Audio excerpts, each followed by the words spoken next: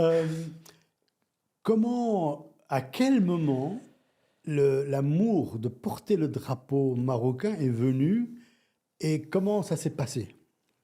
Alors, moi, l'amour de porter le drapeau marocain, c'est depuis le début.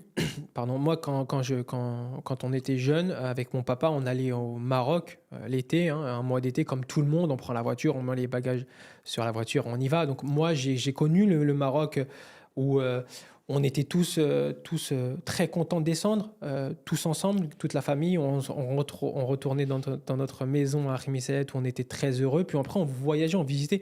Je me rappelle, hein, on visitait la Aïoun, on visitait tout Agadir, etc. Donc c'était magnifique. Donc c'était quelque chose moi que je portais. Et alors quand on s'est mis au triathlon et surtout quand j'ai commencé à comprendre comment ça se passait la hiérarchie, après une blessure et après un arrêt un peu parce que j'en avais marre, j'ai dit à mon père écoute moi je suis ok, on essaye de reprendre le triathlon, on essaye de se remettre dedans, mais par contre on représente le Maroc. Et à ce moment-là il m'a dit non, tu vas courir et tu essaies de partir en équipe de France et après tu iras voir le Maroc.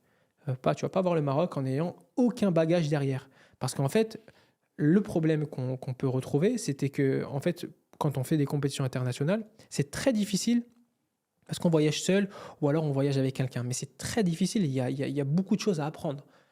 Et moi, comme il me disait, hein, c'est une phrase, hein, mais il me disait, la meilleure école, c'est l'école française. Après, tu vas faire ce qu'il faut au Maroc.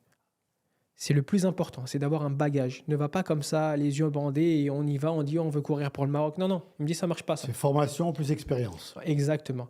Et